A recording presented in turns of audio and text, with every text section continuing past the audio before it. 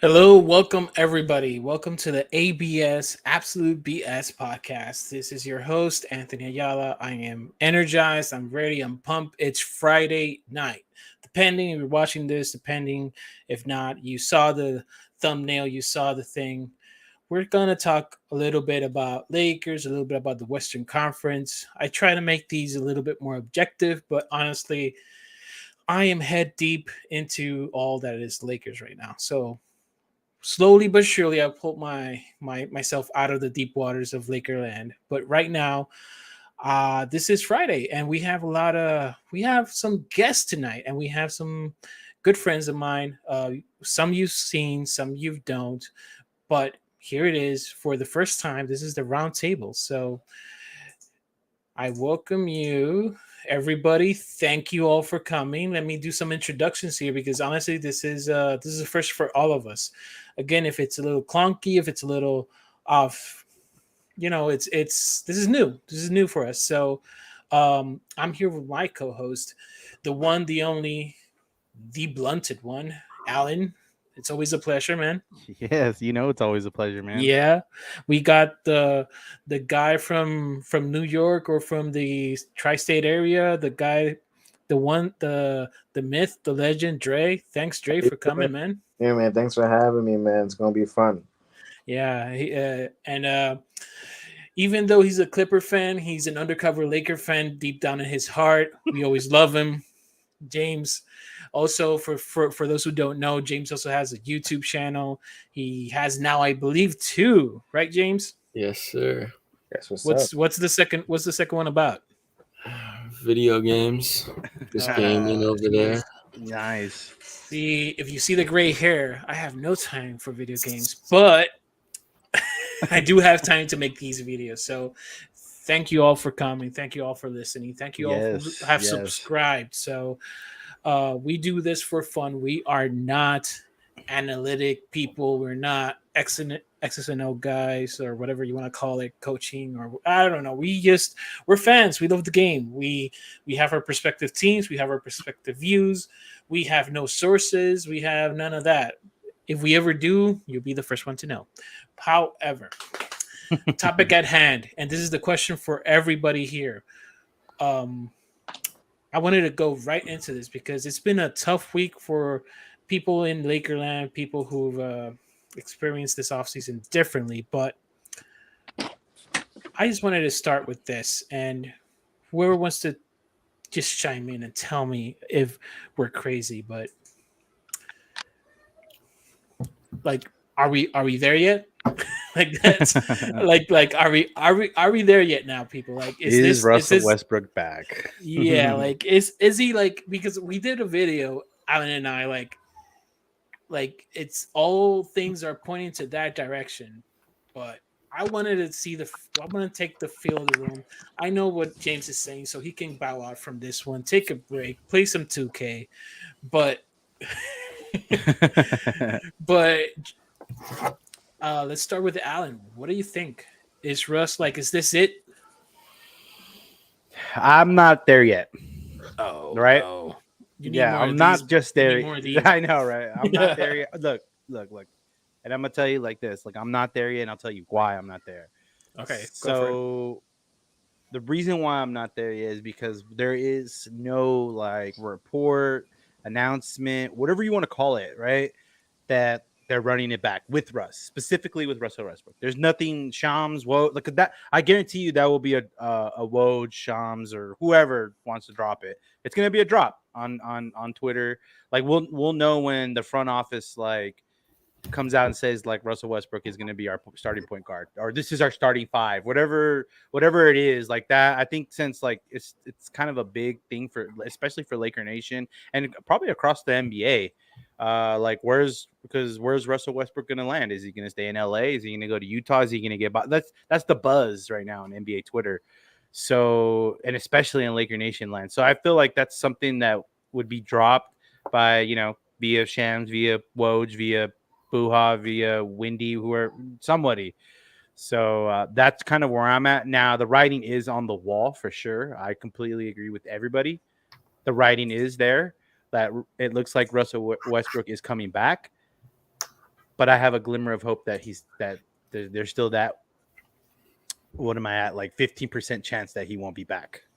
So that's kind of where I stand, and that's kind of my main reason why I don't think he's back just yet, because there hasn't been a full-on announcement of it. The media has been wrong about everything this NBA season, this NBA offseason. So that's kind of where I stand right there. I'm at 50% that he gets traded, I guess. So I'm there, but I'm not quite there. There's a glimmer of hope I have.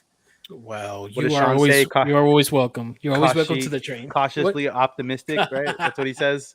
Yeah, so yeah, I'm cautiously optimistic that he'll be traded. Yeah. What about you, Dre? I mean, I told you guys before, like earlier this week, I said I'm not gonna start panicking till Monday. Remember when I told you guys that? Yeah. So I'm still waiting it out, even though like what he was saying, Alan was saying that the writing is on the wall. But on Monday, if we ever, if you go live on Monday or wherever it is, you're gonna see a panic face on my face, and I'm like, yeah, he's coming back, but I'm gonna wait it out. I'm gonna give him some time.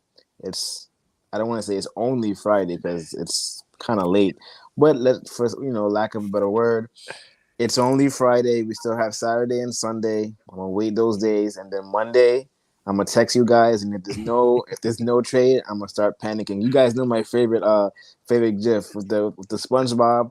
He's going crazy. I'm gonna post that. I'm gonna start panicking because training camp is really close, man. I think LeBron James's training camp is probably next weekend, and then right after that is Laker training camp, and that's where I'm at. Not yet. Monday. All right. I want an outside perspective, man. I know you don't like talking about this, James. Oh boy, but I have to hear your outside perspective. Like, I know, are we delusional? Yeah, like, are we like not us specifically, but is Laker Nation like delusional? Like, you think Russ is you think Russ is coming back? I'm at the point where I'm led to believe that.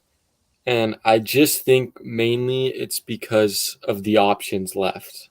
It's not, because at the end of the day, it's Danny Ainge. If Danny Ainge is making a trade, he's going to get 2 first-round picks. And I don't think the package warrants that. I think the Hornets seem like they're going to kind of see how this season goes. And I never really believed the Pacers trade was really there. Yeah. So I think for me, unless you can something random pops out or the Jazz are willing to maybe just take one, but even then I wouldn't even offer one for that Jazz package. So okay, so question, what just to piggyback on that a bit, what is worth those 2 first-round picks? Because that's also a point of contention on Lakerland. Is this, like for instance, for me, if I'm going to fork over 2 first-round picks, I would rather have Vanderbilt there. I would rather have, like, Bojan has to be in there. Something about, well, if you're laughing, tell me the joke. I'm so sorry. I just saw something so fucking hilarious, dude. There's a fucking meme right now that says J. Cole has a higher 3-point rating than Russ in 2023. No. That is freaking cold, dude. I'm sorry.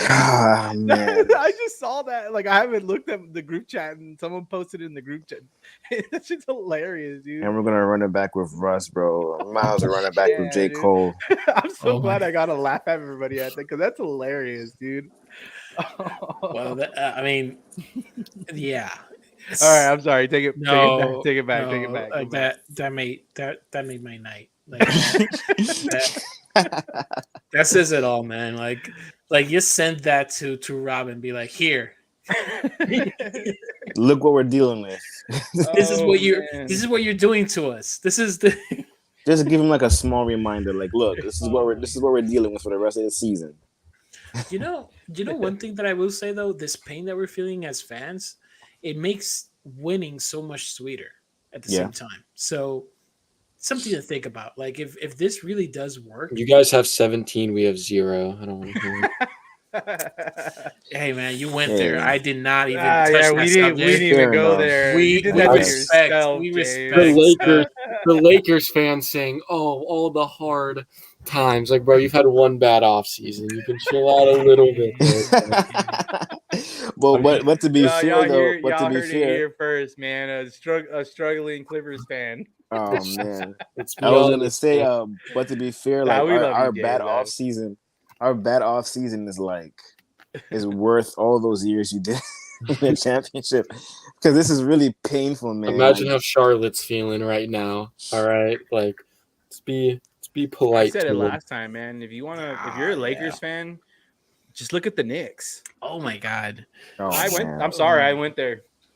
Yeah, no, I mean, my Hey, heart man. goes to that franchise. Hey, here's the thing though, like if they can, so I will say this about the Knicks: they fumbled the ball with Donovan Mitchell thing, but let's be real, they have a good core, they have a good prospects, they have a Randall problem, but that Randall problem, he only needs one season to change that narrative. So it's not total doom and gloom. It's just like I feel that team also needs a new coach. Like they need. I don't know if it's Tom Thibodeau is the person for that. Yeah, I don't think for that team. Like for that team as is right now. Like it makes no sense. They have a guard problem similar to us. They have way too many guards, but I don't know. They have avenues to work it out. That's what I'm trying to get at. They have their picks. They as a team, like we only have two right now to figure shit out. So the Knicks also have multiple next year as well. I'm pretty sure. Yeah, like they're in they'll be all right. I think they'll eventually be okay. Their front office needs to figure out what direction they're going to. They're going to develop their needs to just shut the fuck up and not trade RJ Barrett for Donovan Mitchell. Yeah, they just need to figure out what direction that they're going in. Are they going to develop their young core, or they're going to shoot for a superstar? If I hear one more superstars on the Knicks radar, I'm gonna punch something. I just said that. Gilgeous is not gonna be a Knick. Put your fucking.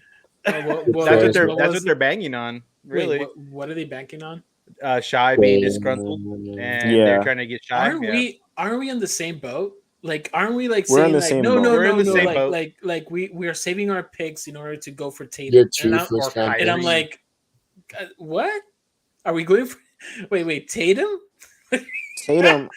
I mean, Tatum may have more of a reason to be disgruntled than SGA.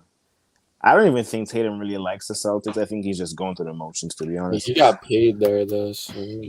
That's the thing. That's the thing is like a lot of people kind of put emotions with these players, but you have to remember they're an LLC, so they're a business.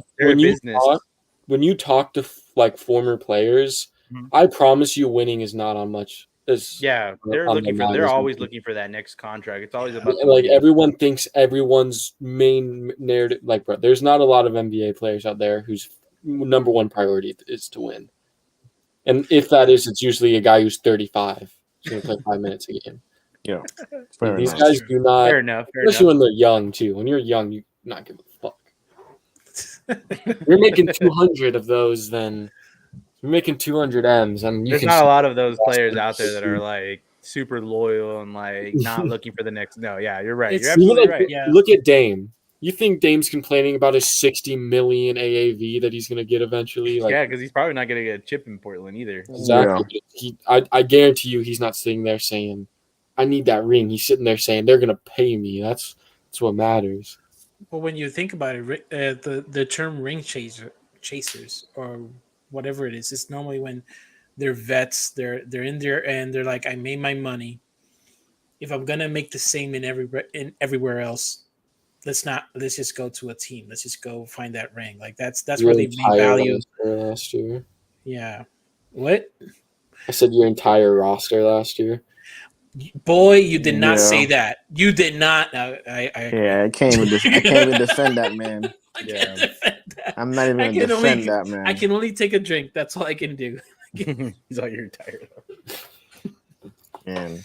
All right. Let's go back. We digress. We digressed a lot there, but this is ABS. So if you don't understand the BS part of this podcast, then watch previous episodes and you'll find out. But in any case, Let's all right. So let's assume, for purposes of this discussion, Lakers as is. They're still missing one roster spot, but let's assume they fill it out with whoever.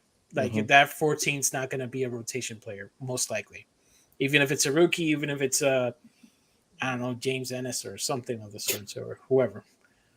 Don't laugh at me. But anyway, don't laugh at us, please. But are we really thinking this team as is six, top six? Like that's where I'm. Where does the Western Conference, man? Like people don't.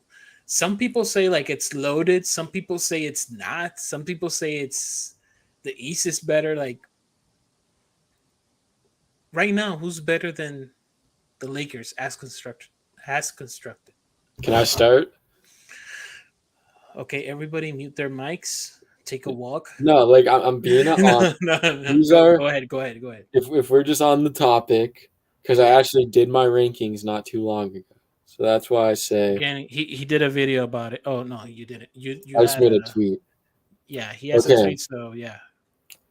so I had 7 teams, borderline 8, and I don't know if you guys will agree with me, but I had Warriors, Nuggets, Clippers. I think that is like you can't argue that. Pelicans, Grizzlies, Mavs, Suns. And then I have the Timberwolves on that edge because I don't like the Timberwolves. Don't like the Timberwolves. I think in a playoff series you probably smoke the Suns, but if we're talking like where you guys are going to seed up at, I think all of those teams in the regular season will probably. Yeah. That's fair. You said where do you have Minnesota? It's 9 behind the Lakers. Jeez. You are really well. Wait. Let's go back again. So Where we're do you have the eighth. Pelicans? I got the Pelicans at 4. I got the Pelicans high. Well, I won't laugh too hard about that because I think people are really not considering that team healthy. That's my agenda this year. Yeah. Pelicans are going to pop. Them Like, and I the feel- Magic. Those are my 2 agendas. Magic though. I've I talked know about the Magic a lot. you talk about the Magic. Like, see people. I have to watch his video about the Magics because I did not see that. But interesting. I did. He's actually really high on Magic. Yeah, And I know. I think they're going to be a sleeper team this year, to be honest with you. Yeah, I I think have so them too. making the play-in, which is kind of Oh cool. yeah, I think they'd make the play-in. I Honestly, mean, they are better. Like I would say that they're aren't they? Let me think here a moment because I'm not searching on the web. But wouldn't they be better than Charlotte? Oh, for sure. Oh, for sure. Yeah. The Magic be better than Charlotte? I think so. Yeah, they're just deeper. They don't. They Okay. just they lost. I mean, you. I don't I want to. I don't want to It's- put I the love. elephant. I love Okay. how. I don't want to put the elephant in the room. But they're missing somebody. Yeah, I yeah. was just gonna say that, but I wasn't really gonna say it Yeah. at the same time. Yeah. So they're missing somebody, and They're I think missing that- someone very significant. Yeah. Yeah, very significant role in their squad, and we don't know Yeah. what's going on with them. So I don't we- don't see them. We don't need to actually, I say don't even about see. that. I don't even see them making the. I don't even see them making the play-in, to be honest. with I you. think they're gonna rank like 13. Like I think they're gonna have like a top 6 pick. Why? I mean, that's my point. Is you have the Lakers there, like with a UC salary cap relief Ninja Turtle. Come on, why not make a deal? Like, let's be real. Like, why not? Why not make a deal? Like, I think they should. I've been on the record saying that they should get Russ I mean, you because need butts in the they need a seats. second star again. Their second star, Yeah, he's no longer playing basketball, so they need to reset a little bit, and exactly. they need to get their books clear. Even though no one wants to go play with Charlotte, money talks. So if they can clear their books with Hayward and Rozier, then I agree. Yep. I agree. So I think they okay. should. They should. So I can rank them. So for the Lakers, if they're at their utmost peak, like we're playing the best defense ever, and we're making our shots and all that kind of stuff, I still only see them at like. Well, it depends. If LeBron's having like another like MVP season where he's just like, you know how he was going crazy against like the Toronto, like if he's having that kind of a season, which I don't think he would, but it's not impossible. If he's having that kind of a season, then I see them like third. If he's carrying like that and 80's healthy, but I don't think it's gonna happen. But if the Lakers are at their peak and they're making their shots and they're playing defense, the highest I really see them is really fourth or fifth. But once again, I don't think they're going to be at their peak. So I think a reasonable thing to say is that they're probably going to be sixth, seventh, if we're healthy. And I think we will have a good defense. I'm not going to lie, I was just thinking about this last night. I was saying that, all right, say if we do bring back Russ, which we probably are, I think we'll be a pretty good defensive team. And because of that, and I was thinking about where our offense will go, like where we're going to get our offense from. I'm not a coach, but I think our offense will definitely come from fast breaks. So off of like deflections and, stops, and we'll be like a really athletic team. I think that's where offense is going to be, relied on. So because of that, I think that alone makes us like a top 16 in the West, top 17 in the West. And if Russ actually plays better, whatever role that is, whether he's actually being regular Russ or he's being the Russ that they were saying that they want Russ to be like a Draymond Green or something like that. I'm not sure if you guys saw that tweet. Yes. But if that's the truth, if that's what's going to go on, yeah, I the most I see them being is 6. Just imagine that conversation in the locker room. Oh Darvin Ham goes up to Russell Westbrook. It's like, hey, I want you to play like Bruce Brown or Draymond Green. Can you do that for us? You know that meme that Russ was like, "What? Like what? Like he's just gonna turn right? Like he's like, bro, what are you talking about? What are you talking about, man? Like I can't imagine how that conversation. Like I know Ham he's the coach, but like I just don't see how that conversation would, or even going up to LeBron, like, hey, we're gonna use Russ like a Bruce Brown or Draymond Green. Like, what did Bruce Brown even do? Like, I'm not gonna lie. I watched Bruce Brown last year a couple of times because I heard a lot of Nets fans saying that he's a pretty good, solid, role player. And I was watching him, and he pretty much just made timely 3-point shots from the corner, not the wing. Got some rebounds, and just whenever he had the opportunity to score, he scored. But it wasn't like a hustler too. His effort is there. I mean, yep. I think when they say like to be like Bruce Brown, they want him to shoot 40% from 3.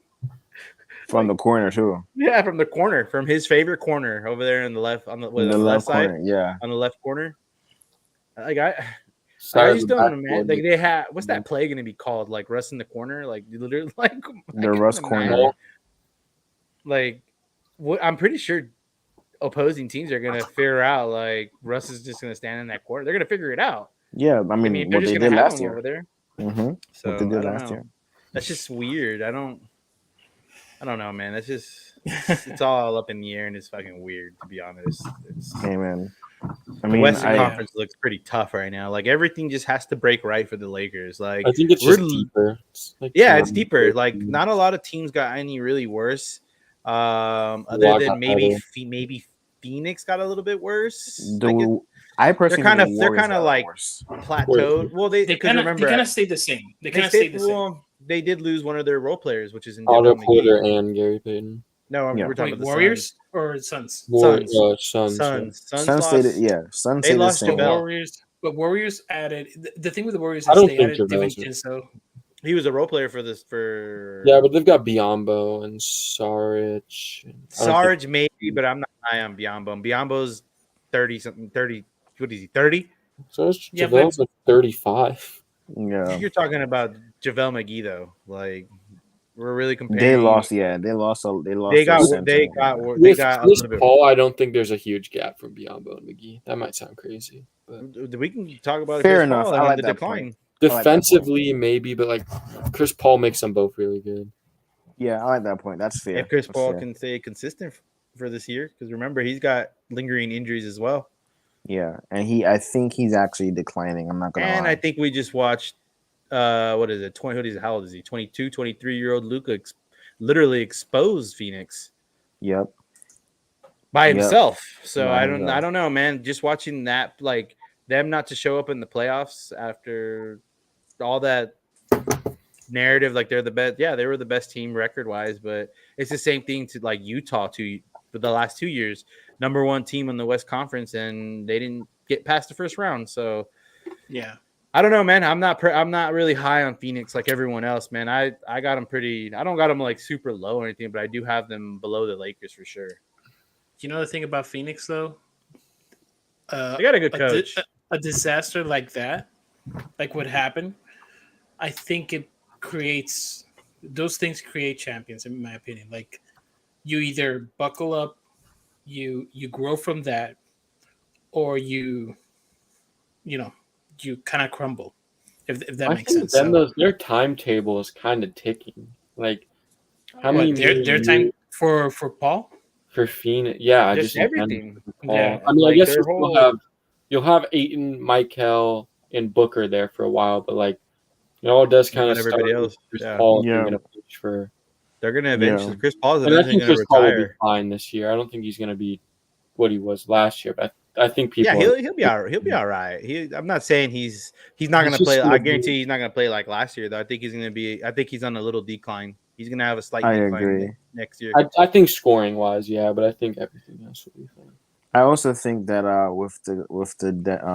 the Suns, where I'm concerned for them, like if I was a Suns fan, I would be very concerned the fact that like why did we stay the same when we just finished getting blown out of the water by a team like Dallas? Even though Luca is amazing, but they didn't even have Hardaway and they got blown out of the water, and yet the Suns stayed the same. If not, they lost McGee.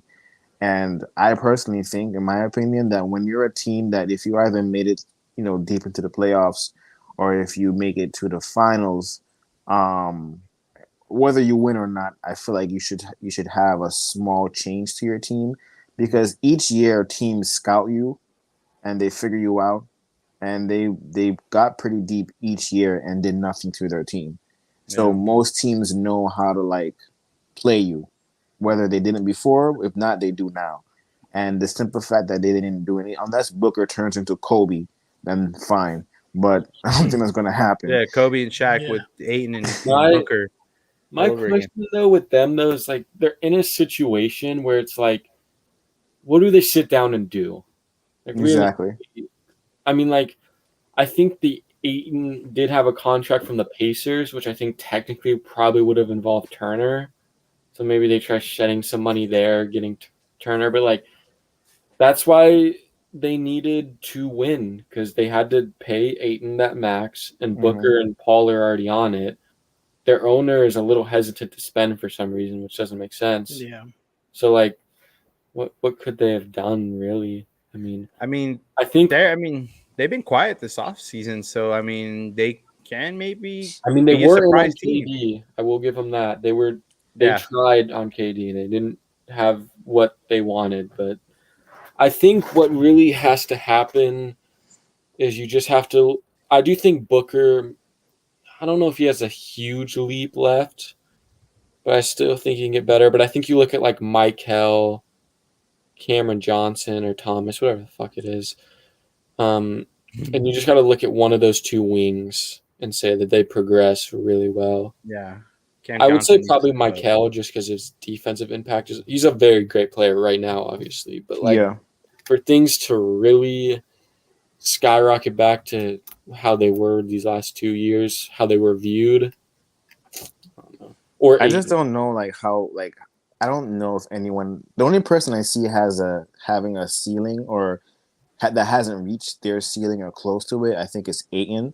From the first time I saw Aiton play and they were focusing on Booker, I felt like they should also focus on Aiton a lot more. I think he's really talented. I think he can, if they develop him even better, like he can try to shoot the three, mid range. He's a good defender, solid defender. He can rebound really well. I don't think they utilize him as much as they should have. And if they don't scheme him this year, like if he's not their number 2 option this year, I'd be very disappointed.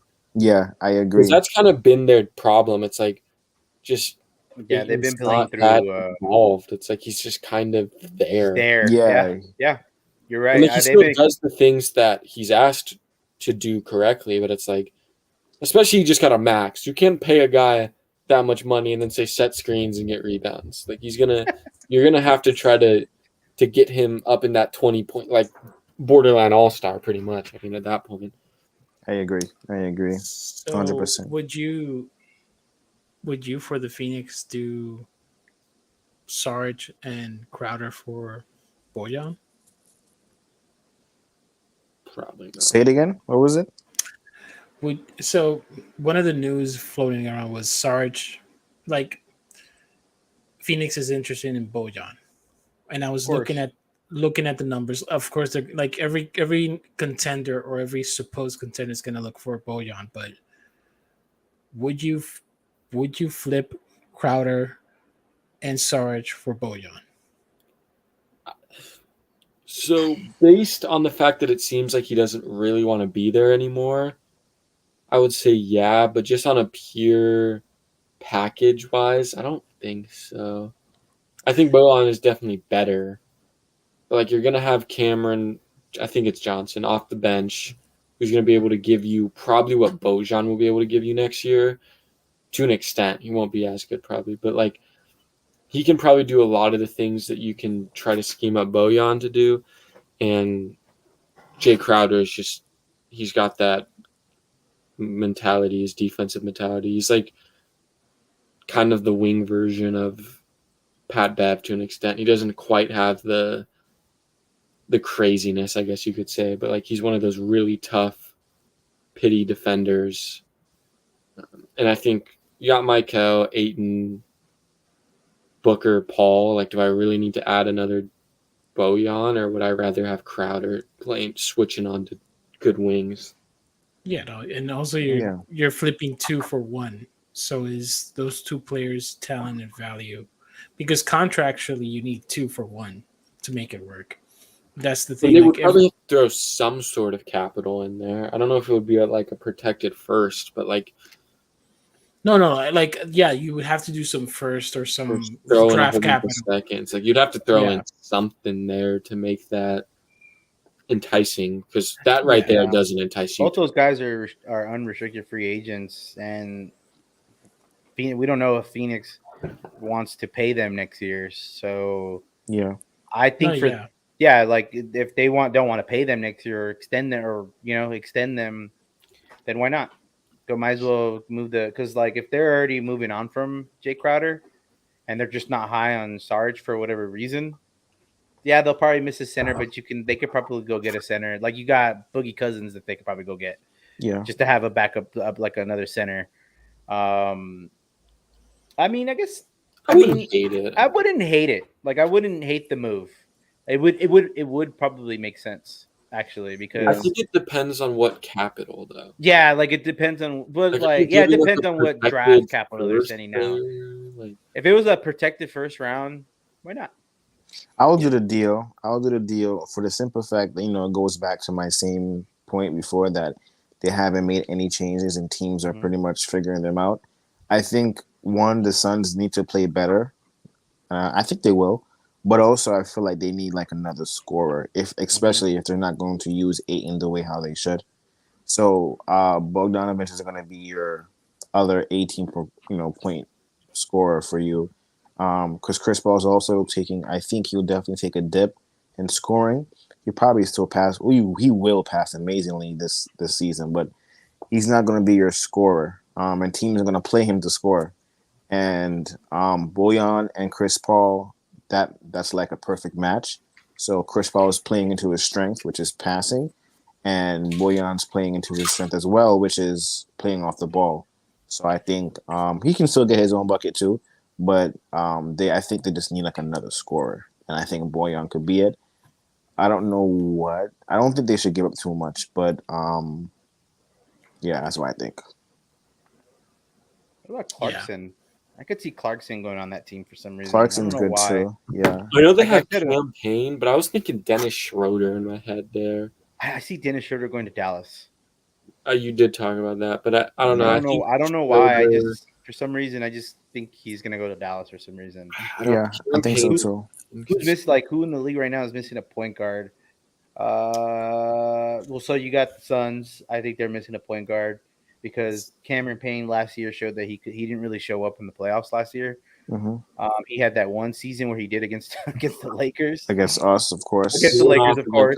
Too. But he came last year and he didn't show up last year. So there's that. He's not. So he he's might not be, really good. and they have to pay him next. Well, he's on a $12 million contract, so you would have to probably add somebody else. I don't know if they want to pay Cam Johnson. Maybe they would have to figure that out. But I don't. They see them should pay getting rid him. of him. They They should probably pay him. would pay him. Let's see. I mean, other than that, it'd probably be like a package of like Jay Crowder, maybe Shamit, or I like Shamit there. Or Jay Crowder and maybe Bismack Biyombo. The money's kind of there. Yeah, So something kind of insignificant to, and then because you can buy out Bismack, and they could probably even buy out Crowder. Like those two contracts are definitely easy to buy out. Yep. And I mean, if they get Boyan, they'll lose. And then trade Crowder, they lose. Well, I was trying to match the salary for Clarkson. I think he makes like 12 for or Clarkson. 13. Oh, yeah. Okay. Because I think they're missing I think they're missing, like you said, they're missing a shooter, and yeah, that's fair. My thing is I think got someone in here. Cam Thomas can do that. Oh, we have a special guest here. We have a special guest here. Yeah, sorry about that. Let's add here. Colin, how's it going, man? What's up, boys? What's up, What's man? up? How we doing? We're doing good. How are you doing? Hey, man. Doing how well, you doing? man. Just chilling. Just trying to figure out what's going on with the Lakers here. Hoping for the best. Right? Well, Aren't we all? unfortunately, we're talking about Phoenix. Phoenix, was it? Yeah, we were talking about Phoenix and how they would maybe do a trade, maybe. So yeah, What would be the pieces we would get back in a Phoenix trade? Not Lakers related. no, like it was. I was like, what? No, it wasn't Laker related. Actually, we were talking about how maybe Utah could make a trade with Phoenix because we think they're one shooter away, maybe. Yeah, we're talking Western Conference right now. So Yeah. Gotcha. Who do you think would be Phoenix's number one target on Utah? Would it be? I honestly think it's either Bojan or Clarkson. Yeah. Bojan I can would see them probably fit getting in Beasley. pretty well with them. I guess Clarkson would too. I think my thing with Beasley though is it's just like how much better is Beasley than Shamit? Like that's just like my thing there. It's like, do you need to bring in guys who have the same skill sets really? Yeah, I don't know because Shamit I didn't like show up last Beasley a year lot either. too, but I watched Shamit when he was younger. Like I think Beasley's definitely better, but like is Clarkson better than Shamit? I would say so, yeah, but it depends on what you need. I think Clarkson is definitely more of a like, give me the ball, I'm gonna get a bucket. That's not really what Shamit does. He's gonna like run around screens and shoot and transition and stuff. So Clarkson, that's just like a straight bucket getter for sure. But yeah. But I feel like that's like the discussion right now when it comes to like the Lakers trying to trade with the Jazz, because it's like, if you have a package with Bojan and say Vanderbilt, and then you're stuck between now Beasley and Clarkson. Like I think that's like the debate we're having now on Twitter. I would go Beasley if I was the Lakers. Yeah, that is. A lot of people will go with Beasley, and some people actually also will go with Clarkson. I per se, I will go with Clarkson because I feel like Clarkson and Beasley are like the same, just that Clarkson's just a better Beasley, so to speak. He's a 6 man of the year, so if you're gonna get someone of any significance, I think it would make sense to get Clarkson. But I wouldn't be mad if you get Beasley either. So, what do you guys think? Which one, if you had that package, Bojan and Vanderbilt? I guess you may have to give up 2 picks. Who's that third priority? So wait, we're talking about if the Lakers get Vanderbilt.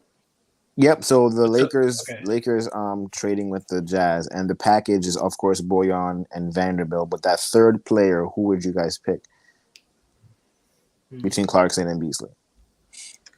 Hold on, Colin. We can't hear you. I think I would go Beasley just for when it comes to your shooting, I don't think you're necessarily a horrible shooting team, but I think when it comes to how I want you guys to play, I'm more confident with Beasley in the corner than I am Clarkson. Okay, But that's fair. Clarkson's I think he's definitely a better scorer. But I think Beasley might be able to just run, maybe like what you guys would want from Buddy Hield. I think he could kind of just run around, hit his corner threes. He's a little younger too. I think he's 26. So That's fair. I was actually thinking that too. That So if you're- probably Clarkson would goes be with great Beasley. too, though. But I just think Beasley would LeBron get the ball, kick out. I'd rather see Beasley in the corner than I would Clarkson. Is Beasley a better defender than Clarkson? Yeah, for Probably, sure. yeah. He's I taller. don't think Clarkson. Can you guys hear me now? By the way. Yeah, Yeah. we can hear you. Yeah. Yeah. Cool. Sorry about that. No, you're good. Yeah, I mean, I love Clarkson just because his offense is so nasty. But like you guys said, I think Beasley's the more complete player, given that his defense is a little bit better and just his fit with the Lakers might be a little bit better. But one thing that I'm questioning is you guys were saying first two pieces are Bogdanovich and Vanderbilt. I heard that they weren't really. Is Vanderbilt on the block? I I'm kind going of to thought. be honest. If they trade Vanderbilt, I would be really surprised. Yeah. Yeah. Vanderbilt is Yeah, not that on would the be block. surprising. Yeah, I don't Yeah. think we don't Maybe think he's on the block. the two but first-round picks might entice them to that, but Vanderbilt was really good last year, and he was kind of I a think there's headliner. a report. I think there's a report that's kind of where the standing point is right now is Vanderbilt. Whether we're trying to acquire him, but that's like the sticking point. Wasn't there another report though saying that Utah is expecting one first-round pick per each of those three players? Yeah, there is one like that. So Yeah. it's all contradicting one another. Yeah. There's a report saying they're the sticking points Vanderbilt. Then there's another report coming out they want three first-round picks for all these players. Then there's another report saying that they're maybe do pick swaps. I'm sorry. Knowing Danny Ainge, I tend to believe that he wants, and seeing the other two trades he's done this summer, I tend to believe he probably does want a first for each one of those guys.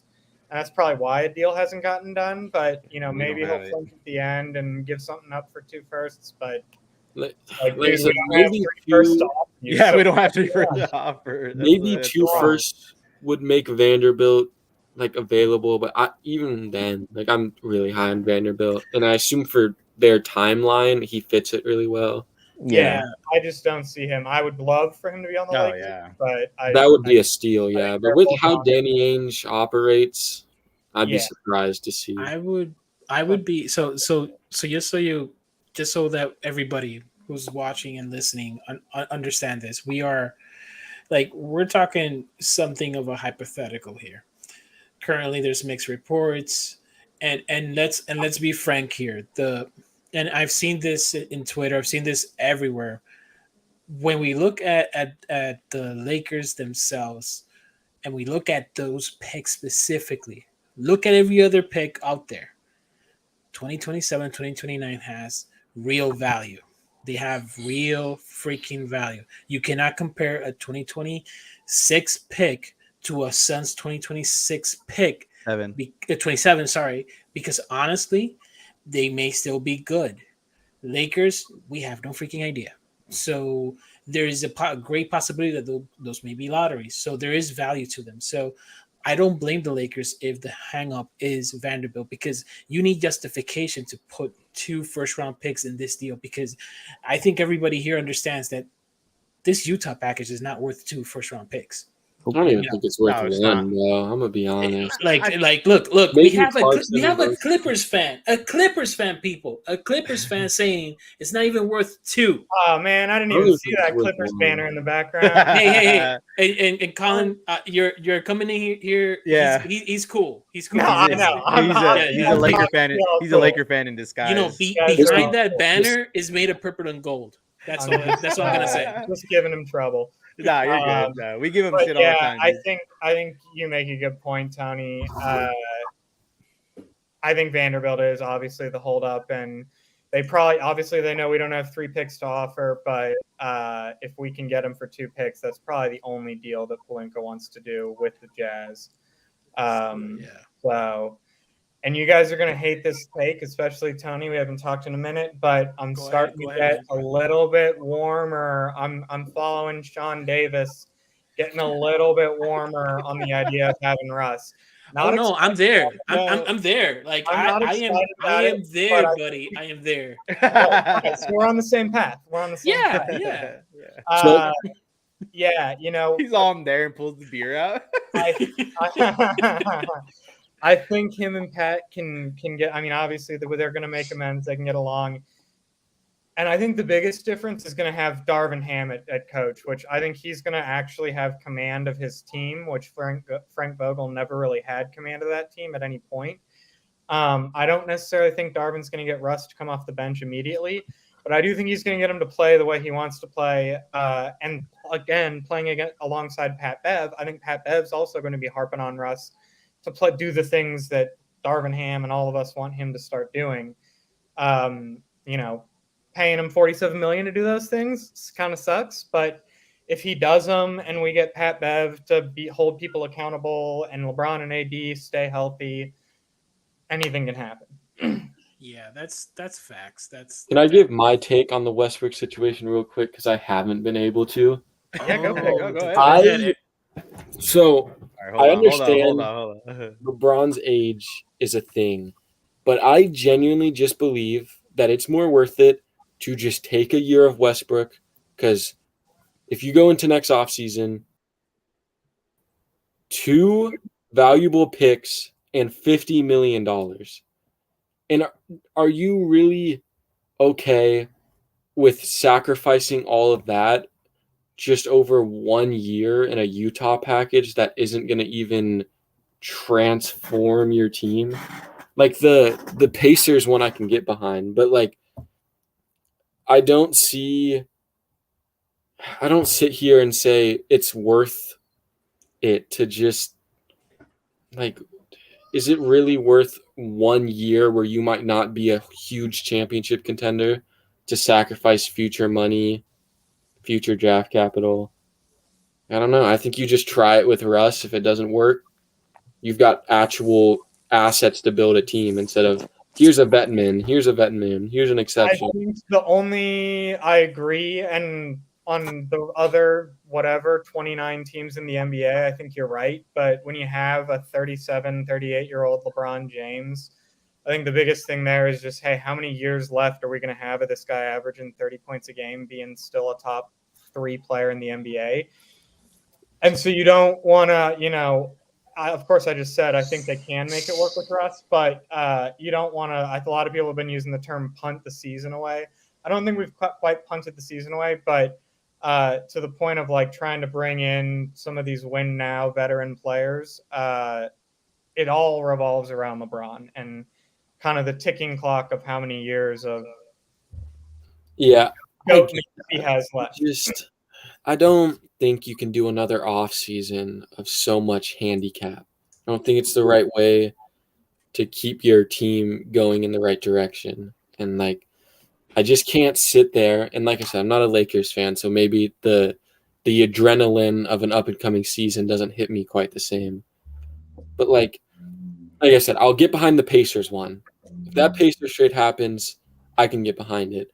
But like, are you really sitting there saying we're going to give up a valuable first for Bojan and Clarkson? Oh, no, I'm sorry. I misunderstood. I thought you were making the argument for the Pacers trade. No, the Pacers trade I'll get behind. But, like, if the Pacers trade isn't there, like, I don't... The only way I'm willing to give around firsts for the Jazz is if we're getting Bojan and Vanderbilt, which I think is what is probably the holding point. So, you're right. If we're just getting Bojan and Clarkson, I don't think we're giving up future.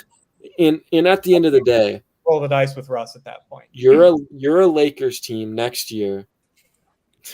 You're a Lakers team next year with $50 million and LeBron and AD. That's enticing for any free agent. Kyrie, like, and then you have 2 picks to then continue to add. Like, Right.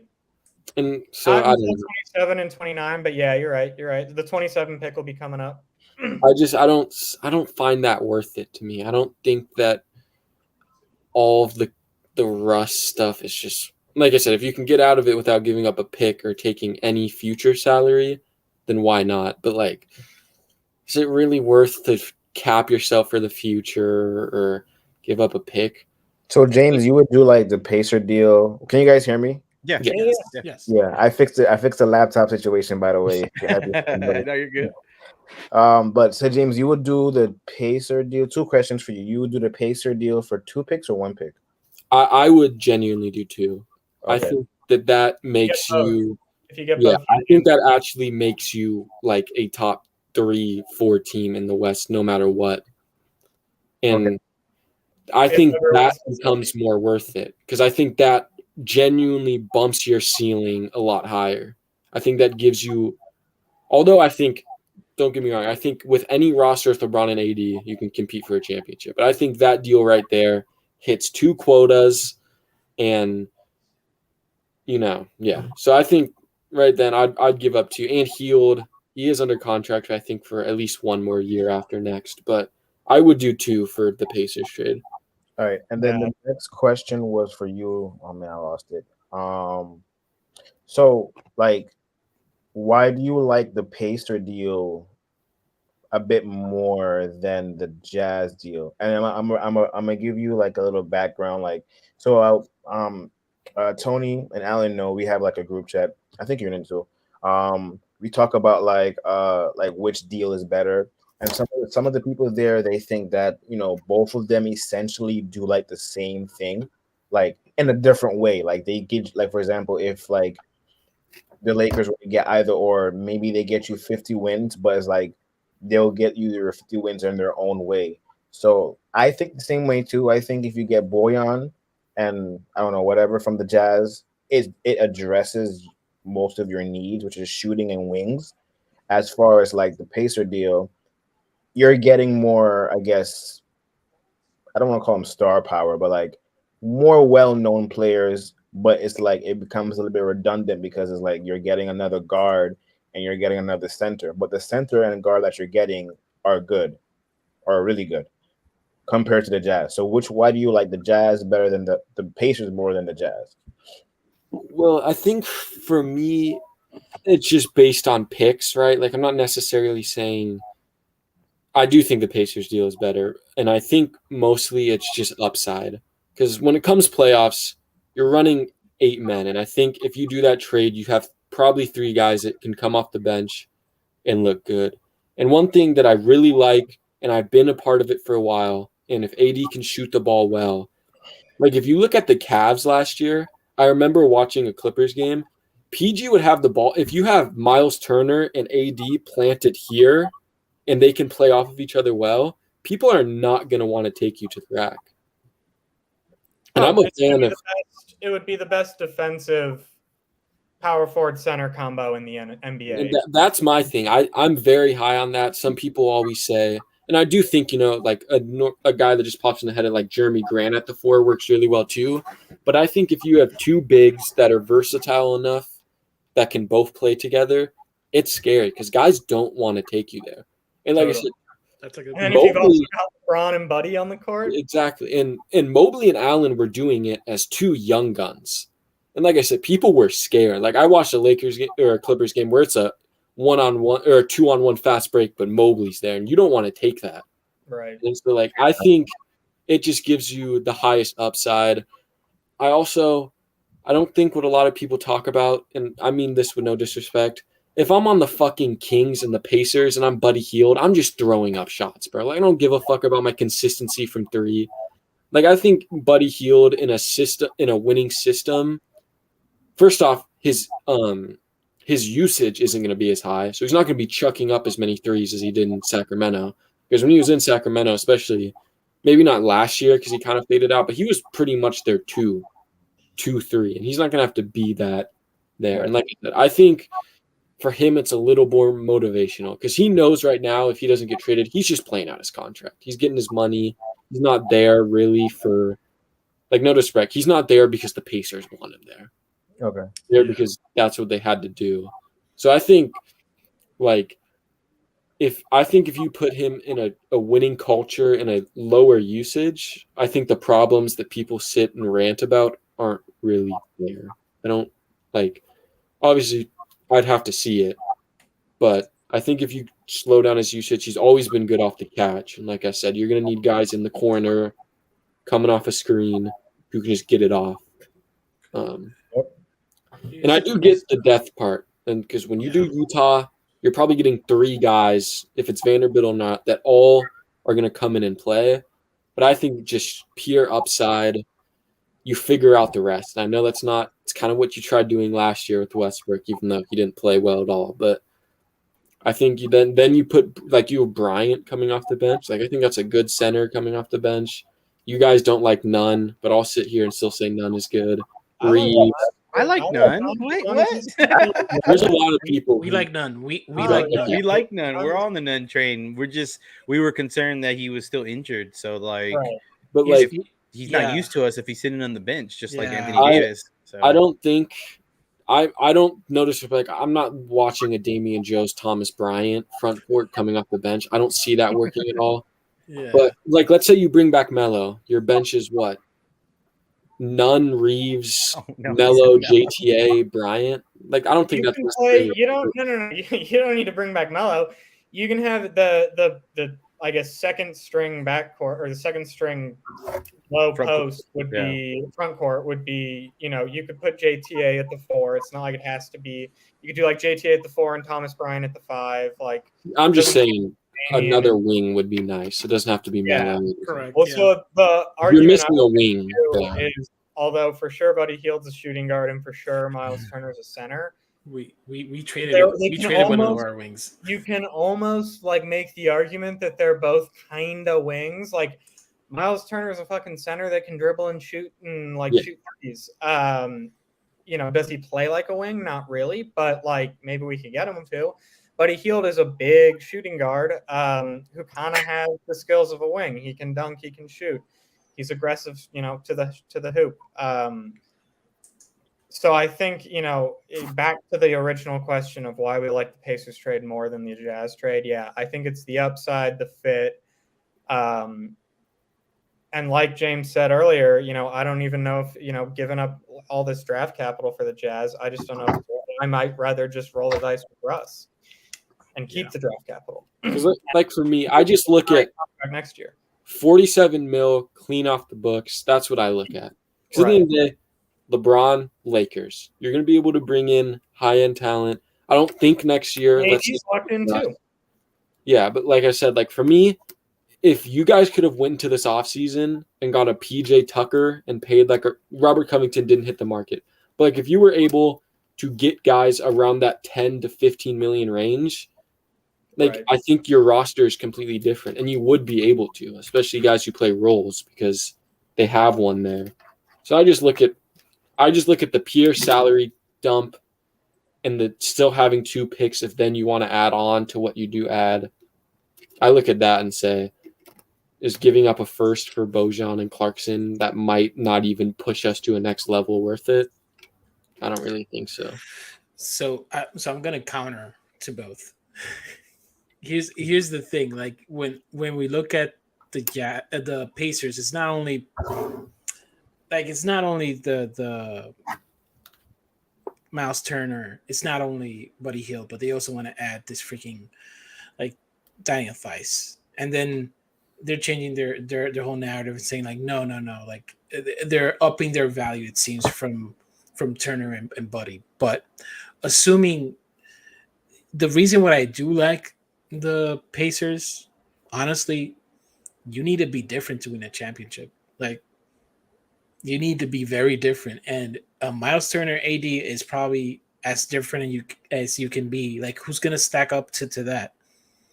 Like who's gonna switch Hunt?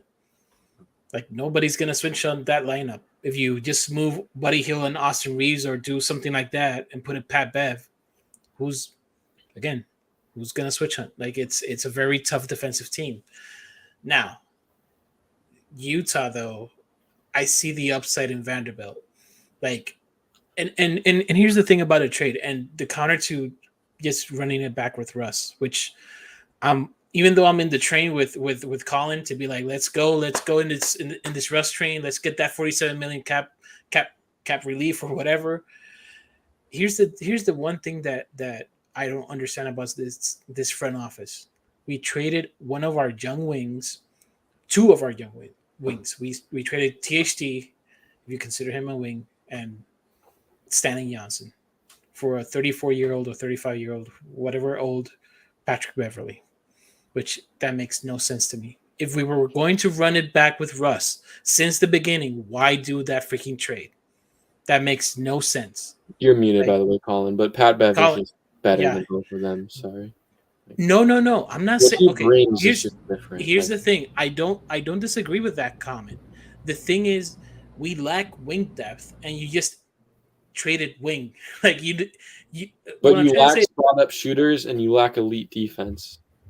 So you're not going to get no disrespect. I understand. Yeah. In a very tough situation. And I think, like you guys were talking about, Buddy, I heard in the space, Buddy Hield can't shoot and play defense. You're in the situation where you kind of need to pick and choose. Because I don't think you're in a spot where you say, we can make this roster all around really good. So I think you just need to pick and choose what you want to minimize weaknesses and what strengths you want to get better at. Can I also add to that real quick? Well, go ahead, Colin. No, you go. I was just gonna actually, mine's gonna be a bit of a rant, so you should go. It's gonna be a bit of a rant. No, Colin. Yeah, no, I was just gonna say, kind of going back to my earlier point again with the Pat Bev trade. 29 out of 30 NBA teams, that's a bad trade. You're trading a 21-year-old and a 26-year-old for a 33-year-old who's more money. But again, when you're the Lakers with LeBron on a ticking clock, and what was the one thing we missed most last year was people being accountable, and like us, like Trevor Lane always talks about it on Lakers Nation, like how many easy games do we lose because we were just like playing with our food on the sidelines, didn't take it seriously. Like with Pat Bev on the team, that shit's not going to happen. And he adds a big defensive plus to us. So I think, you're totally right. The 21-year-old and 26-year-old doesn't make sense. And I think we will probably be saying in 6 years, when Pat Bev's retired and THT's in his prime, averaging at least 20 points a game, we'll probably be kicking ourselves. But it's, again, with LeBron with all these other factors in play, being the Lakers right now, I think I understand that trade.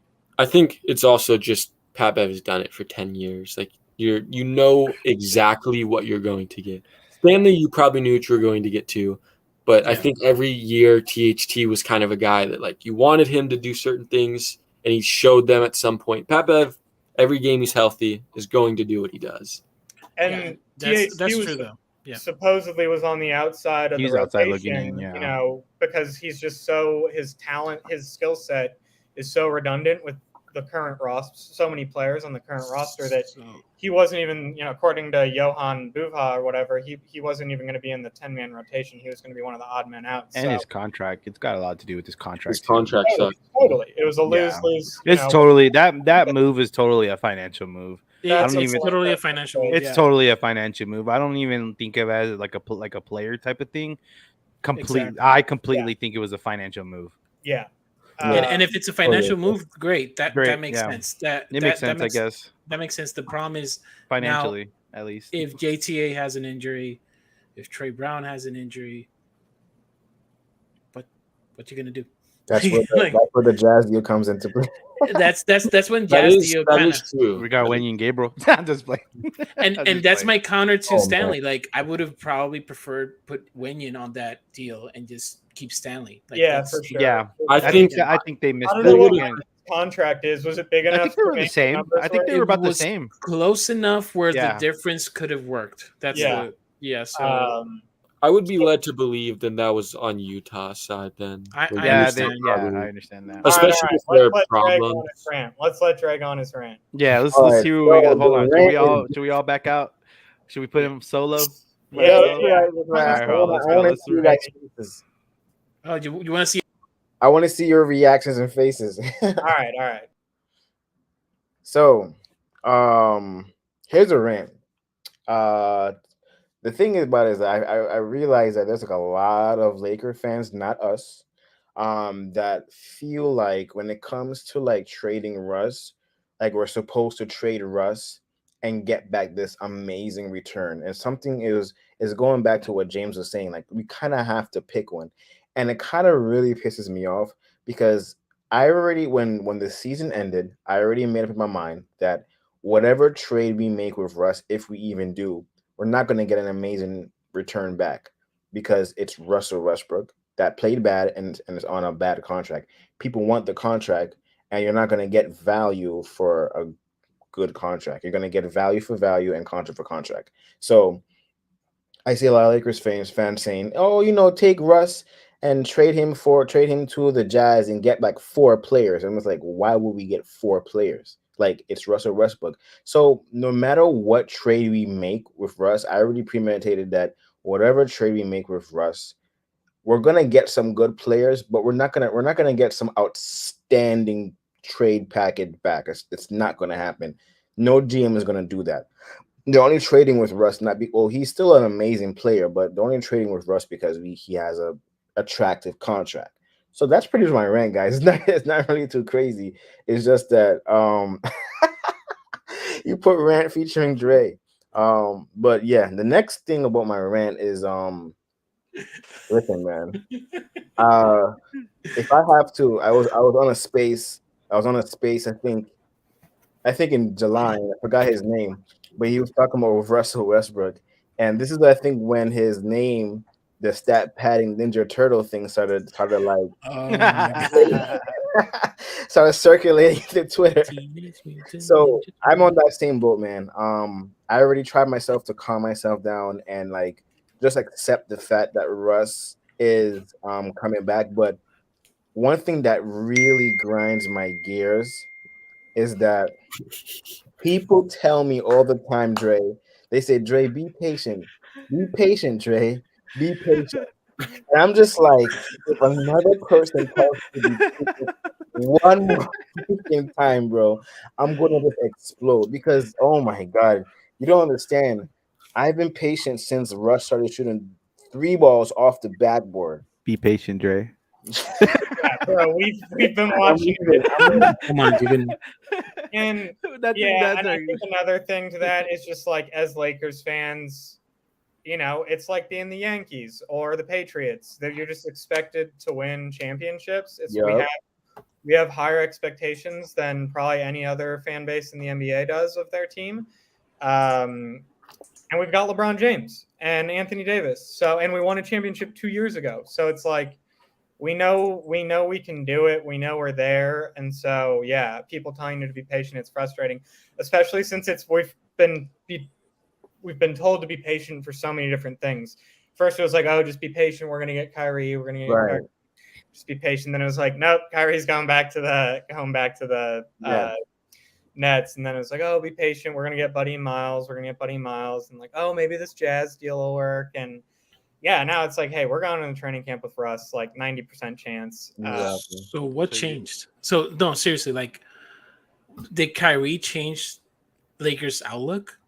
Like when you really think about it, Kyrie was never on the table when Lakers ended the season 30. What was it, 32, 33 33, I wins? think. So I think what Yeah. changed, right? Well, My No, friend, no, I'm being honest because that was the Leaf. That was the player that was kind of like shook free for a second, and it's kind of like, oh wow, this could be something, but he was never in our thoughts. He was never there.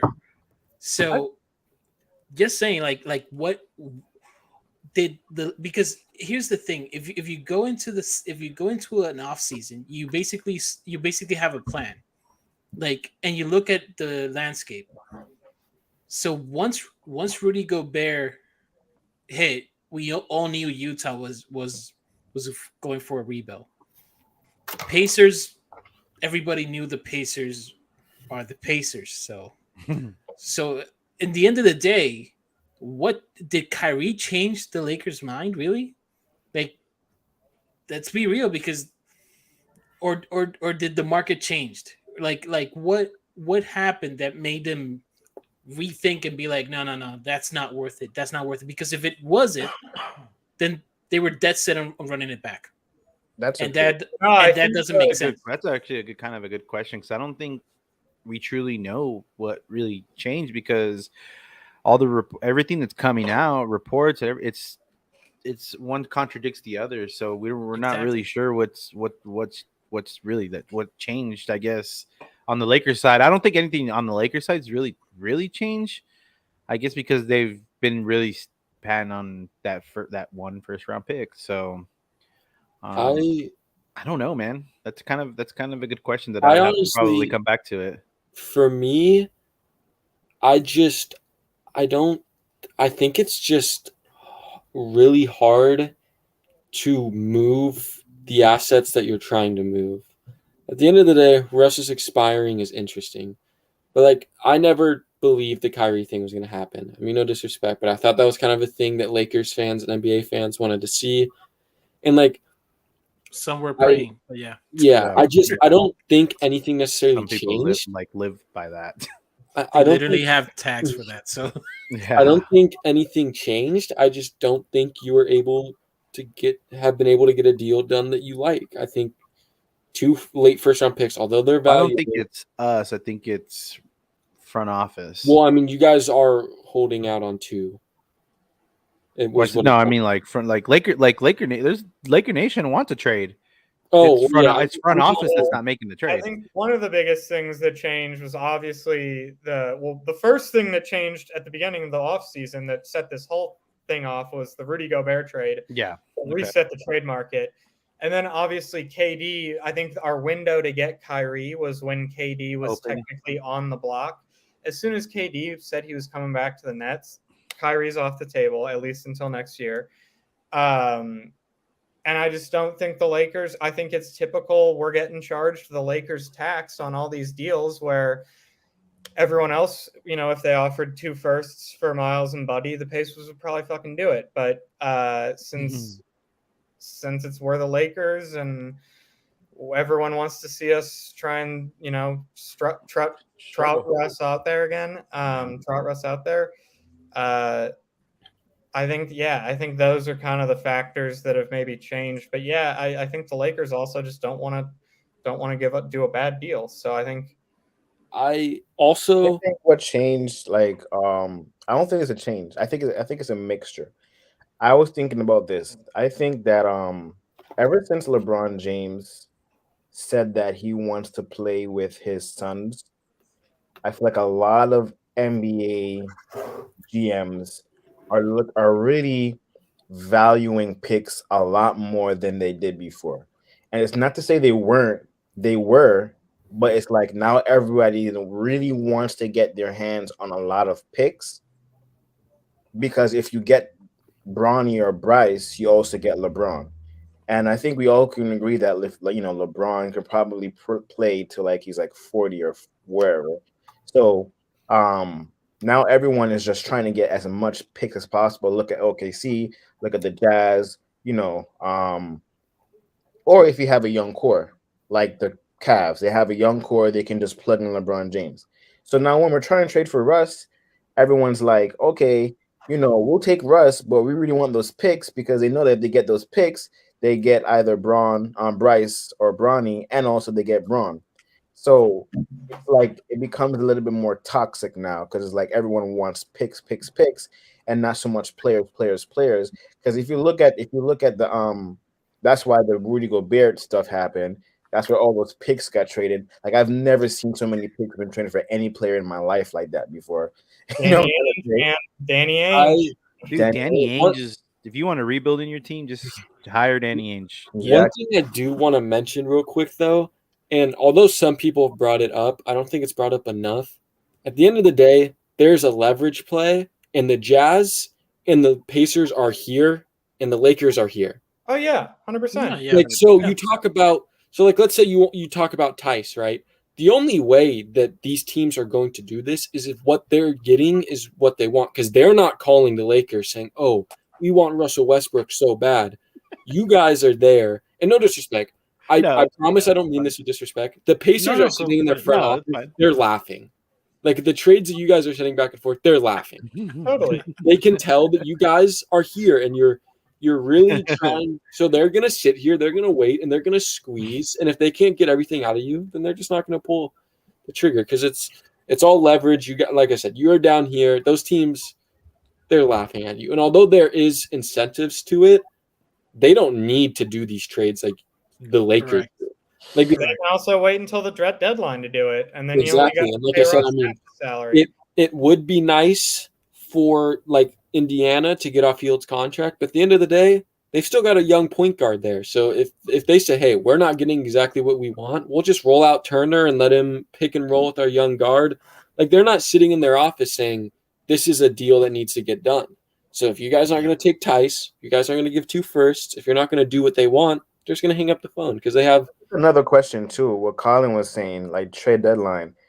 I don't really like it. I'll accept it. Would you guys be okay with the Lakers making a gigantic trade with the Nets to get Kyrie At the deadline, or what do you? The deadline. at the deadline? Like, say Kyrie is playing good, or he's not playing good, and they implode, and then the Nets are now actually ready to trade Kyrie because they're afraid that he may walk. Is that where we're at? Can Like, Yeah, but is that where yeah. we're at? Like waiting for They're the not night going to take to Russ implode? back. And I the mean, other- I mean, no disrespect. Oh my God. That's just I don't. No, think the way option. James That's explains just it, not- just guess, imagine. No, like- but also just the salaries would the only way to make a trade for Kyrie mid-season work would be if we send back Russ to the Nets.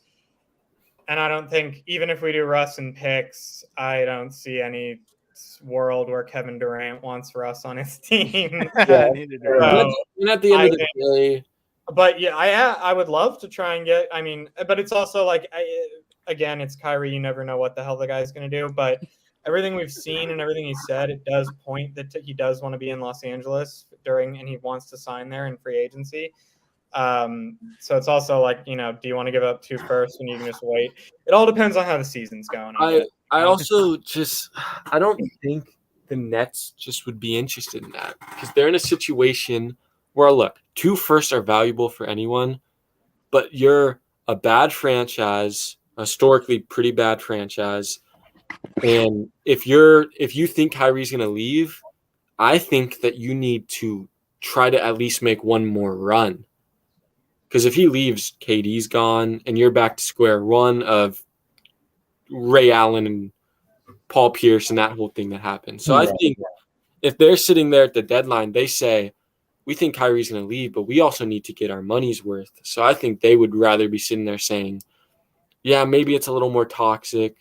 Maybe we know he's going to leave, but I think they would be more enticed to try to squeeze what they can out instead of just selling right away. So just let him walk. And I do think it's a little different too, and I talked about it when the KD things were on. The Nets are a franchise that kind of needs this. They needed KD and Kyrie to work, especially. I mean, they did have something building with D'Lo, but they're a franchise that's kind of laughable to this point. And they do have the kind of, it's not as big, but they have the New York thing where they're gonna want to entice people in New York to watch them instead of the Knicks. Yeah. Like they need that to work. So I think they're going to sit around and do whatever they can until it falls apart. Because if it does fall apart, or if he gets shipped off at the trade deadline, you look at everything they did there, it's bad. Puts you right back at square one. Well, the one saving grace is they do got KD locked up for another 4 years. So if Kyrie does walk, you got a better chance of getting someone in to replace him if you've got Durant on your team and Ben Simmons. But yeah, the Nets are a mess, and I would not want to be a Nets fan and be dealing with all the bullshit they've been dealing with. They're probably the one fan base that's like, I guess they're not in a worse position than us going into the season, but they've dealt with certainly more shit than us. So they've done with their show drama. We've created our own drama. So right, yeah. We're making stuff up in our heads. Yeah, yeah, So we're making stuff like iteration that could happen. Like here's a day in Lakers Twitter is basically no, I don't believe Russ is coming back because he hasn't been to the facilities. Next day, he's in the facilities. Then, like it's no. There's gonna be a trade. They haven't held the presser for Patrick Beverly. Next day, there's a presser for Patrick Beverly. So. He didn't talk to LeBron at Summer League, but he also coached all the young guys at Summer League. Like, so stay with the team. Yeah, they're not in good terms right now. They had a 3-way call and they figured it out. Like they figured it. It's there's always a counter to that, but also just to like they were saying, oh, Russ and Bev is not going to work out, and then Russ is at Bev's press conference. It's like they're boys already.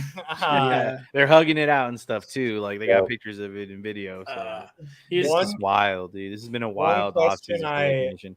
Go ahead. One question I have for you guys, going off Tony's point with just Laker drama. A rumor I saw it. Actually, I think it's more than a rumor because Zach Lowe reported it, and he's a pretty big time over at ESPN. I think he said on his Low Post podcast. I didn't listen to the podcast, but I saw a headline that he projected. He has sources inside the Lakers, and he's projecting the starting lineup to be Kendrick Nunn. Russ. Yeah, I saw that. Who was the third guy? It wasn't Reeves. No. So Kendrick Nunn, Russ, Damian Jones, LeBron, and AD. And I was like, I love Kendrick, but I like Thomas Bryant more than I like Damian Jones. The whole thing just seemed a little bit weird. Obviously, I think I'd rather just see Russ and Pat Bev in the backcourt. Kendrick coming off the bench as a sixth man. Do you guys think there's any weight to that rumor that Zach Lowe said? Because he's a pretty big-time guy on ESPN. Yeah, I guess. I guess, but I think a lot of Laker fans or even non-Laker fans can make a more sensible lineup than what's there. What was his lineup again? Who is sitting there saying that they have their lineup? No. So it's Kendrick and Russ as your 2 point guard, shooting guard. LeBron at small forward, KD at power forward, and Damian Jones at center. Yeah. So we can actually Tony, can we talk about that? Like what's our starting lineup? Yeah. Well, we are almost 1 hour and 30 minutes. So let's do it quick so we can end, because it's getting there, and I doubt somebody's gonna watch us rant for 2 hours. So, let's all just do our starting lineups and then we can call it a night. Everyone's ideal starting lineups with the current roster. Okay. All right. I'll go quick. So of course Russ. I'm gonna put Austin Reeves and hope that he shoots at least 34% from 3. Braun, AD, and then Thomas. And then 6 man, of course, is going to be interesting. It's going to be either Nunn or Lonnie, whoever decides to play really well and doesn't get injured for a whole year. But yeah, that's what I got. So my starting 5 is pretty much similar to yours, but I'm starting Damian Jones to set the tone.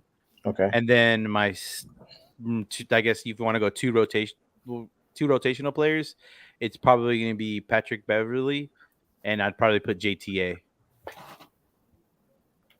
That'd be my 7-man rotation for right now. Gotcha. That makes sense. Quick, I have a question. What's up? Do you guys really like JTA that much? I do. When I've talked to Warriors fans, they did not like JTA. And I understand what he does well and what he doesn't do well. But he did kind of. He's a hype man. That's all I expect him to be. I don't expect him to be any. I don't expect him to shoot 23s or make 20 points. I don't even expect him to get. He's good at defense. I don't even expect him to get 8 points. He can get rebounds. Okay. I'm not expecting him to score a bunch, but I'm not expecting him to score a he bunch. brings a lot to the defensive side. He's versatile on the switches. He can switch on anyone, and he can get boards. So yeah. He's going to be I want to say maybe a poor man Kuzma. Yeah. Exactly. He's our Kuzma replacement. Time out. Why do you say that? Why do I say what? James, why? What's the specific things that Warriors fans don't like about? Yeah. Well, he didn't play for him anymore. I know that was a good roster, but he wasn't playing in the playoffs for them. He wasn't. But I think it was because they were deep. Like Well, honestly, that that's team. Yeah, he little- was got a definitely little the talent, odd man looking but- out. Like if you at look at the end of the Warriors day, although it's a good roster, like I find it hard to say a guy. hold who on, wait a wasn't- second. What playoff team runs a 12-man rotation? So of course he's going to be the odd man looking out on the. Well, on the I'm not. playoff Well, rotation. when did I He say definitely that? I'm saying on a No. good team. because he definitely played during the season. during Yeah, the but season, wasn't- during the season, Early but during rounds the of the playoffs, He didn't play that much in the playoffs, but I don't like, think I don't he think even anyone played that expected him much, to play like- in the playoffs. he didn't have a regular role for them in the regular season. He doesn't need a regular role. He had a regular role last season before with injuries, and I think he proved himself that I'm he not can saying he's bad. I'm saying, potentially. like, Dre, we can't hear you. I don't look at Yeah. a guy who didn't stick on the Warriors and say this is someone that I'm looking forward to. Oh, I was just gonna say. I think Look, hey, JTA is right a- now, I'm saying it right now. Watch out for JTA. He's going to be a sleeper in our team. I'm telling you. I agree. Sleeper. I'm telling you, because he's going to have a different role this season with our team. And if Warriors fans don't like him, hey, I'm glad to have him on our team. I'm definitely high on JTA this season. for what we got him for. Yeah, I'm especially okay for with what we got him for. Yeah, I not get like that, he's getting- bro. He averaged 13 minutes in the regular season. your argument. I'm sorry, but your argument would be fine if he was getting paid like $10 million. No, I'm not. I'm just saying, like, you want him, like, you're picking him as your seventh man. It's fine. If I'm you're not. I'm picking comparing him him as to good rosters, he didn't play there. Okay, but Would you- who's backing up? Who's going in for AD? Who's gonna sue? Well, Thomas that's Bryant? not 'Cause my Thomas Bryant's a problem. center. It's not my problem. That's what I'm saying. Like you're saying that I'm picking just him at saying, like, my seventh you're man putting a rotation. lot of But you're who's putting behind a lot AD? of Who's- hype who's- into a guy who didn't stick. I'm not on putting the hype to team. him. It's look at the roster construction that we have. Who's going behind AD? You 'Cause just said it's he was going to definitely be not a poor Thomas Bryant. man Kuzma. That sounds like a little bit of hype to me. Poor man. What I'm not did saying he Kuzma needs to do for us? go out and average Guys, 30. How's that hyping him up? Poor man Kuzma. Because How's Kuzma that was hyping him up? Kuzma was very good for you guys. Kuzma was. I'm saying Alright, he's gonna, and I'm gonna say he's being good for us. I'm not hyping him up. I'm not saying he's gonna be fucking. I'm not saying GTA LeBron is bad. James. I'm just Like, saying. if you look at our roster currently construction, who's going? You haven't even answered that question. Who's going behind? Because AD? I'm not talking roster. I'm just talking straight But up. It's no, the same thing with you Stanley. specifically When you guys said were that I'm picking arguing him with as my Stanley, seventh man. Do you put For Stanley LeBron, on any of the best teams in the West and he Stanley's plays? not on our roster. Probably not. Stanley's That's my not on argument. roster right He now. doesn't. He's only Stanley going to Johnson's do not on my stuff roster. because your roster in what he does well is so bad. Who? JTA. What did he do so doesn't bad? go to a team that has a competent defense and he's playing minutes. Like that's just my thing. Like it. I don't like I said. I have not been harsh on the Lakers at all. But you're bringing in a guy who is only getting playing time because that is the weakness. Career stats right now. That Pull is him so up, pull bad. him up, man. You can back up my statement. Like I know. I believe. I know. I'm seriously going off the way we're going off with the roster currently constructed, and I don't have a power forward going behind AD because my center is Thomas Bryant and Damian Jones Wenyen and Gabriel. and Wayne Gabriel. So I'm not saying you're gonna shit on my seventh man rotation because he's the only guy that I got to choose from. Then hey, so be it. In the defense of James, though, in the if a defense guy of isn't James, sticking on good teams, I don't want him to come in and say well, he's going to be a poor man's Kuzma. He didn't play for the Warriors. It's like he's going to come over with you guys. Dude, I But got. he didn't. He played 13 minutes last year for them, bro. He played. He averaged 13. He averaged 20 the 2 years before that. I'm not even the seventh man guy is probably only averaging 13 to 15. No. Yeah. I know what it is, bro. I think with JTA, right? He played 13 minutes last year, but when the Warriors were depleted and they were bad, like they were terrible, when he did play, he was pretty solid. Like a lot of people were. I'm not saying he's defense. bad. I'm just saying, like, I just don't think it's like a guy that should. And it's like for him to be like our seventh. Well, man, How about this? How about this? No. Hold No, on. Before no, you listen. start that, I'm not. I want you to look at our roster and tell me I'm who not else putting is the gonna- blame on JTA. I'm just saying it as part of your roster. Like I'm not saying it's JTA's And fault. I'm gonna go way back to settle this exactly. argument? Look, dude. I'm not saying this is JTA's fault. I'm just saying that if you're paying Juan Toscano Anderson and he is the guy, not paying, right? You got him in a minute. You didn't get him for anything. But if he is a guy that you have to think about as your seventh man, that is not good roster wise. I'm not shitting on JTA. I'm just saying like We'll see how he plays. We'll see how he He doesn't plays. touch a top 10 of any other I don't team. understand. Look, that isn't your statement. I can tell you, your statement doesn't make any. It's not valid. It doesn't make any sense because we So don't you're have saying any that other. We because don't have another JTA power forward on our team. Okay, So I'm not shitting on JTA. I'm saying that's bad roster construction. All right. Yeah. I'm saying that your roster in that part is bad. Let's get back to the I don't lineup. want Let's get JTA back to coming the off the lineups. bench as my seventh man because no one else can play forward. Like, that's Well, bad. I'm not saying that's- JTA is bad. I'm saying that's poor roster management. I don't disagree with James. Well, and Alan's I over really here don't treating me disagree like with I'm some Alan. madman. It's just he's no, because I do agree It's with that. poor roster I kinda- management. It's the because end you're of the day. both making the same point. Like, in the end of the day, I wouldn't have Juan Toscano Anderson in that position. I would love to have it in the 3 or 2. Like, I would love to have him not playing 4 or center. Like, Because that makes no sense. We're like going off currently constructed. Exactly. Like, we're not going off of anything else. And Alan would probably say to you first, this is kind of shitty. This is shitty. That's not my. My I don't point- want him to come off my. I don't want him either like that. dude, But I don't have anyone else. I don't have anyone else to choose. Yeah, but from. all Come I'm on, saying, dude. I'm not Like, shitting on you're you. shitting on my roster because I have no one else. No, to I'm not choose from. shitting That's on what your saying. roster. You're I'm valid. shitting You're on the fucking valid. Lakers roster. This isn't about you. This is about Juan Toscano Anderson. You're naming 7th on your team. I'm saying I think that shows poorly of your roster. And I'm not saying you're wrong for picking him 7. Just saying that's Would you have picked him 7th? I probably would have picked him James, 7th. if you're Yeah. asked- I'm not if you're saying asked what he said is wrong. I'm just saying that like Juan Toscano Anderson to be in that type of role isn't something that you should be looking at. And that's all I was asking. And then I got poor man Kuzma and all this. And it's like, you literally just told me you wouldn't want him there, but you're calling him poor man Kuzma. Like, what? He's a poor man's Kuzma. And like I said, I'm not saying Right, you look at putting his- him 7 is wrong. Your gets roster in rebounds, that though. situation is bad because What Juan up, Toscano Rob? Anderson is getting put at 7th. What up, Rob? That's Robert. Robert is the problem. Robert. Look at Robert. Look at the logo.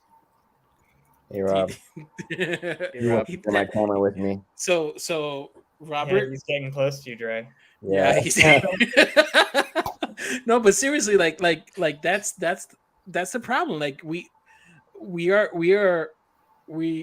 kind of agree and disagree at the same time because it's this thing where we don't like the roster as constructed because we find ourselves in this issue. It's kind of like all I was trying to ask was how you felt about that. And then Alan comes at me on some crazy timing.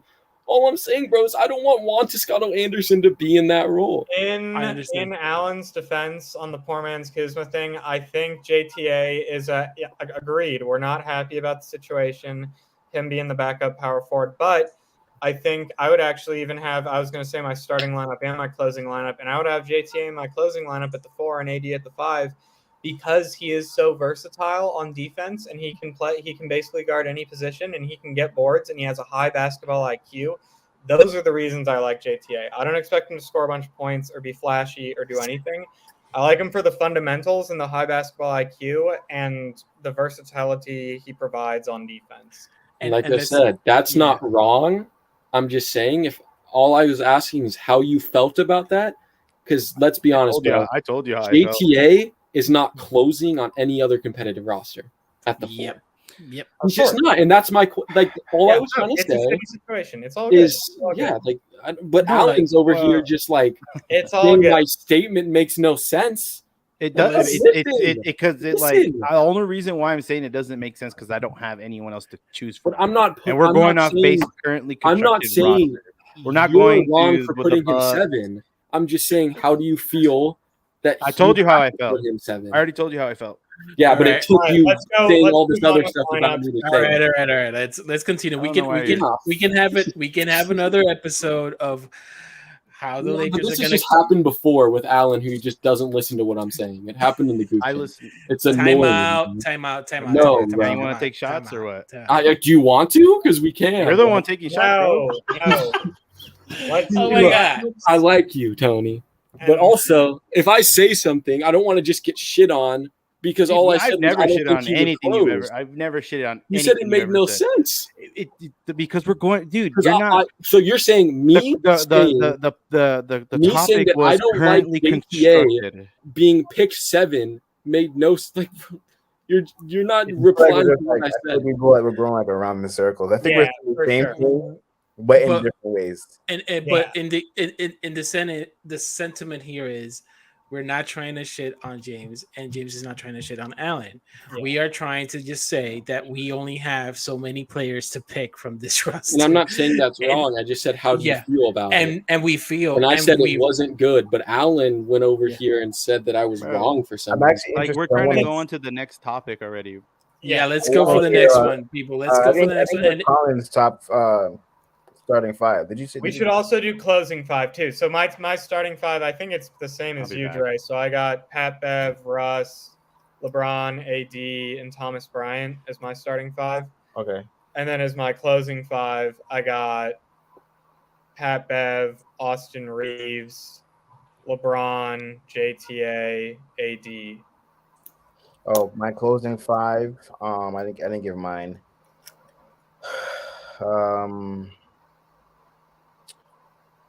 Sheesh. All right, if all right, it's gonna be Kendrick Nunn, maybe Reeves or Patrick Beverly, depending on the matchup. Braun, yeah, Braun, and then I guess JTA, and then AD. Yeah. I was gonna put Kendrick Nunn and Reeves, but if like the opposing guard is just so amazing, then I might have to switch. Yeah, I might have to switch. Yeah. I feel that. all right, so Tony, for what do me, you got? honestly, I'll be starting lineup would be Brian, AD, LeBron, Austin Reeves, and Patrick Beverly. You know who I left, and Oh, shucks, I forgot about Russ.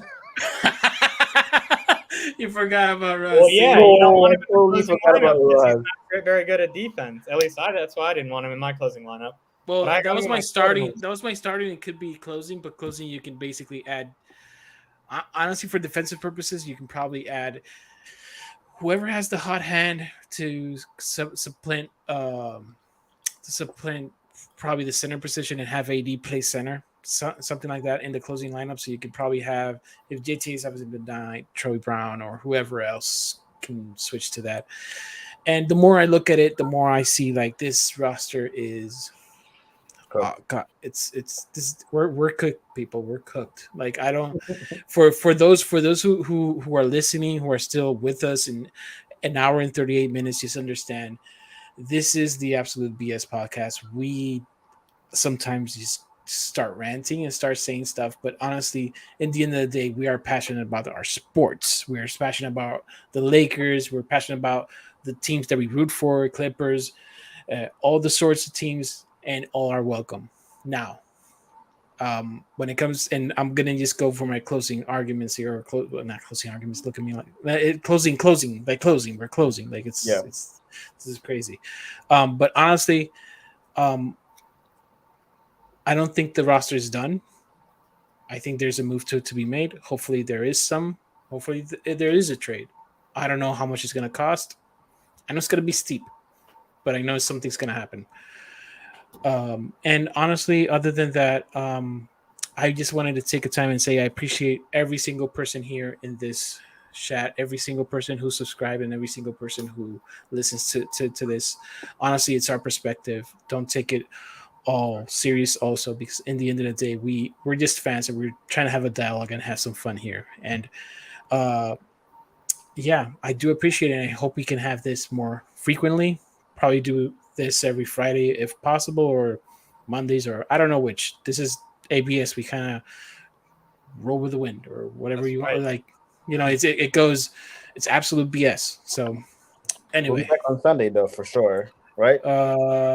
maybe it's a recorded or live. We'll let everybody know. But for the meantime, people, what's your thoughts? How do you feel? And just let it out in short order.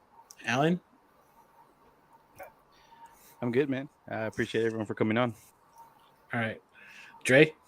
Yep. Thank you guys for having me. I'm looking forward for the next one, man. Colin. Yeah, man. Appreciate you guys having me. Always good talking shop. Love talking Lakers. Great to meet James and Dre for the first time. What up? And yeah, I'm sure I'll be talking to you guys soon here. Awesome. Yeah, we appreciate you for coming on, Colin. Yeah, and James. Hey man, it's fun as always.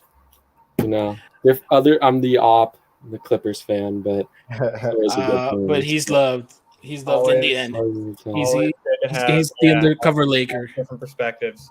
Yeah, we all have a different perspective, man. I wasn't trying to shit on you, James, so I'll apologize. No, it's good, bro. It's just like my argue. You kind of just took it the other way. Like I wasn't saying you putting him at 7 was wrong. Just saying I don't think it's good for the Lakers that he's your 7th guy. Yeah, that's fine. Yeah, And we all agree that in the end of the day, there's no real right answer with this roster. Yeah, that's the problem. There's really no, like I can see both points and more. So it's an endless puzzle we're trying to solve. Yeah. Yeah. So if those who still watch and see the little conflict we have, that's Lakers. That's just Lakers. That's just basketball. That's basketball in general. That's what happens. Like if me and James cannot be friends, like if we can't come out of this, then there's serious problems with both of us. Like, yeah, no man, it's all ball. James, you know I love you, man. Come on. Of course. Yeah, no, and also just at the end of the day, it's basketball. It really is. Like there's always everyone has different opinions. And nothing wrong with that. But honestly, I do appreciate every single person here. We're gonna have more people. We're gonna have probably some rotations. We can only do 10 at a time, but hopefully we can do 10, and hopefully we can do it in less than an hour. Yeah, and hopefully, look, I got a milestone right now. I want to hit 50 subscribers from here to a couple of months, maybe end of the year.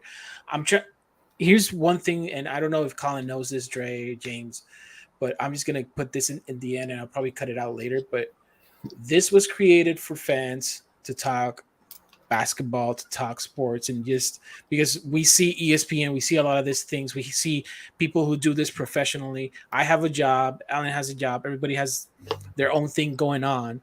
But sometimes we want to talk hoops, and Spaces does that for Twitter. But honestly, this is a platform that we can do it on all levels, and we can just talk and have different perspective. Honestly, I love a Clippers fan being here because it gives me an outside perspective. I would love to have Knicks fans. I would love to have Denver fans. I would love to have any other type of fan. If you are listening and you want to be here, I love the outside perspective. It's not about having brutal discussions. It's about opening our eyes and seeing basketball to what it is, because we will love our teams. Like right now, the Lakers, I probably love them no matter what happens. But in the end of the day, I want to open my eyes and not be what I'm classified as Twitter to be a homer. So for those who are still listening, I'm not here for the views or the clicks or anything of the sorts. This is just for fun.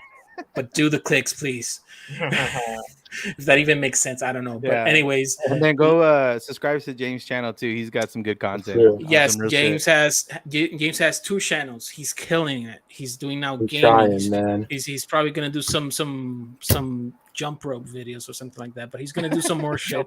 So honestly, guys, Dre, do you have something to plug in, or Colin, if you like to plug in your Twitter handles or something to people follow you, or sure.